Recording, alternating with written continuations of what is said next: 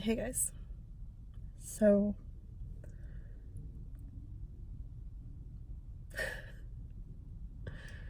my dog's back there. She's cute. I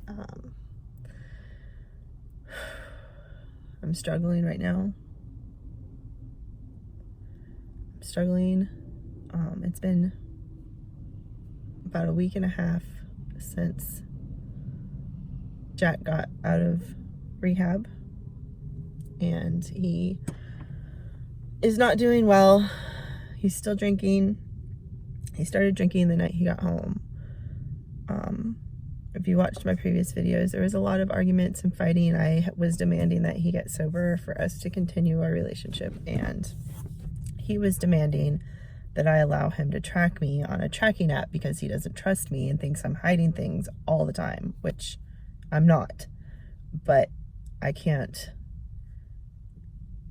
prove that I'm not doing things that I'm not doing. I feel like he needs to accept my word at face value. If I say I'm here, then I'm here. And if I say I'm doing this, then I'm doing this. And he needs to stop accusing me of constantly lying and cheating and hiding things and doing all these things that I'm not doing.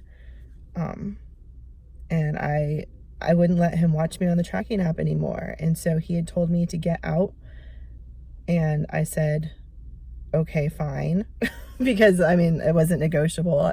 The problem was he would watch me on this tracking app, and then he would accuse me, like if I stopped at Walgreens and he's like, you're at Chili's, because there's a Chili's next door, and he'd be like, I know you're at the bar, you're cheating on me, and all these. I'm like, no, I'm at Walgreens, and I even have a receipt I can show him, but he doesn't believe me. He thinks I'm at the bar. And then he'll look at the app and say, oh, I see you've been at this place for 20 minutes. What are you doing there? And I've just stopped to use the Wi-Fi and respond to a client on my computer or something. And he's just constantly convinced that I'm doing something I'm not doing. And I don't know how to stop it. And so I said, I'm not doing this stupid app anymore. You're using it to try and control everything I do and accuse me of things I'm not doing because you think you see me doing things on the app that aren't actually what I'm doing.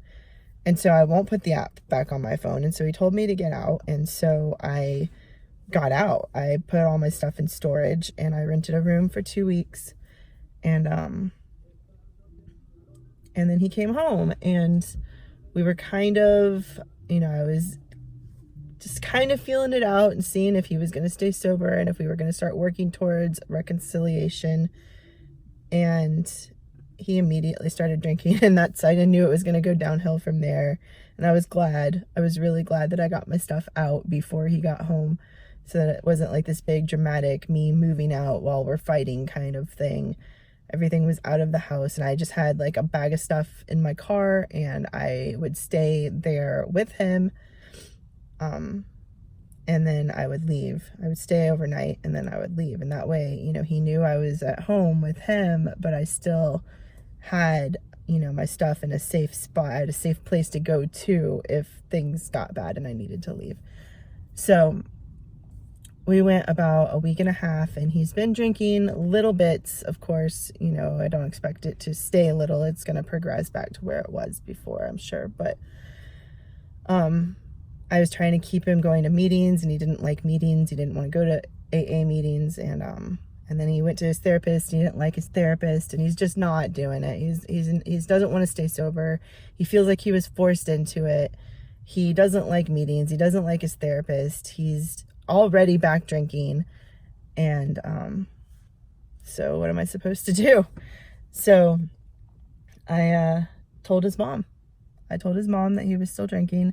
And she owns the house that we live in. We rent it from her. And she had told him that if he came out and drank again, that he was dead to her, and she would evict him from the house and all of this. And so I told her that he was still drinking, and she evicted him, or started the eviction process.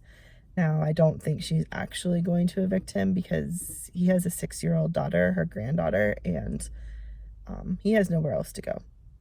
And he's not leaving. And he was threatening to get a restraining order so that she could never see her granddaughter again and all of this. So I'm sure she's going to cave and let him stay.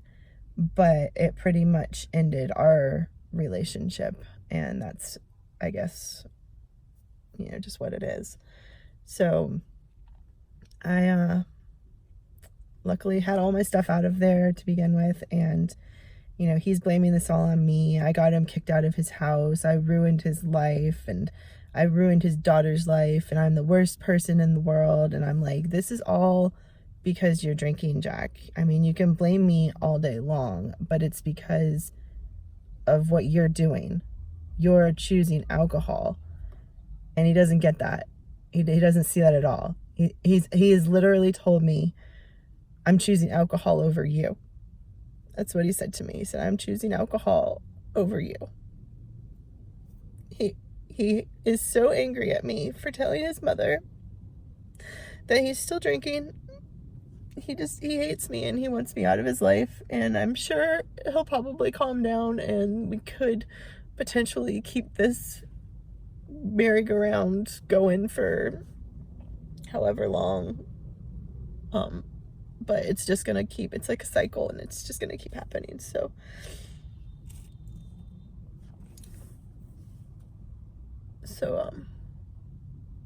yeah, I'm out of there. And ironically, because I guess I was really foolish here, but maybe not. But I felt like because I was staying there every night, I didn't need to pay for the room I had rented anymore. I wanted her to give her an opportunity to rent it to somebody that would actually be there. And I have all my stuff in storage, and I'm planning to take off and camp out of my car and go see some friends and family members in other states around the country. So I have a air mattress back here in the back of my Jeep, and my little doggy back there. You might be able to see her. And I'm just going to camp out of my car for the next 2 months. I have 8 or 9 weeks left in the semester.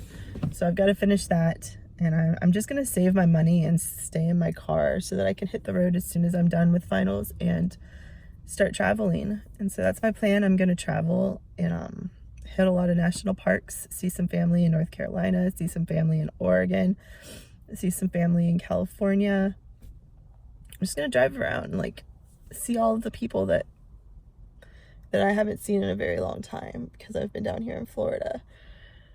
And I'm really looking forward to that. Honestly, I think it's gonna be a lot of fun. I think it'll be a good change for me to get out of this very toxic environment that I've been in for a long time.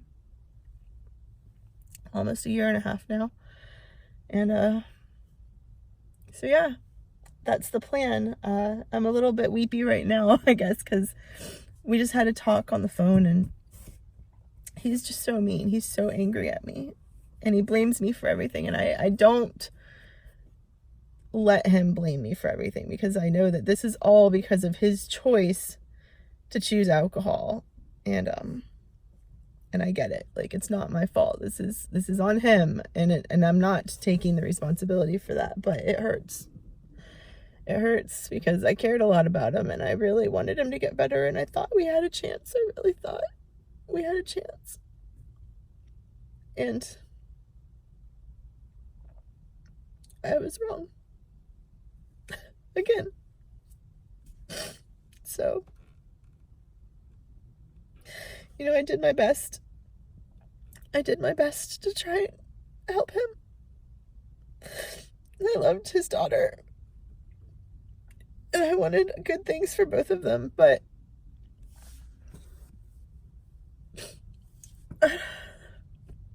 there's only so much you can do, when they flat out say, I choose alcohol over you. That hurts. And it's definitely time for me to move on. So I'm moving on. and I'll be camping out around Central Florida. I'll probably be at the beach, Cocoa Beach or Clearwater Beach, or I don't know, one of my favorite beaches, and I'll be back around town. I'm going to be in North Carolina a little bit at my parents'. I've got work I have to do up there in June, and my daughter's birthday is also at the end of June, so I'll be up there a few times next month, and I'll just be kind of floating around and camping out of my car, which I'm not upset about that at all. I'm upset about the way that he's treated me. That's the painful thing that I'm dealing with. I'm actually really excited about camping out and traveling around. I think that's going to be really good for me, and that's actually something that I've wanted to do for a very long time, and I think this is the time for me to make that change and go ahead and do it. I'd actually looked at buying a van because I'm in this little Jeep, and it's going to be hard to camp out in this Jeep, but I'm going to make the best of it because I'm making payments on this Jeep and it's expensive. So I'm going to keep the Jeep. It's got low miles. I know it can get me where I need it to go. And, you know, maybe if it works out a year or two from now, I could buy a van and I can continue if I want to in a more roomy vehicle. But for now, this is where I'm headed. And I guess there might be some more videos headed your way, but they're going to be more travel adventure oriented, I hope. And, you know, on to the next adventure. Thanks for watching, guys. Bye.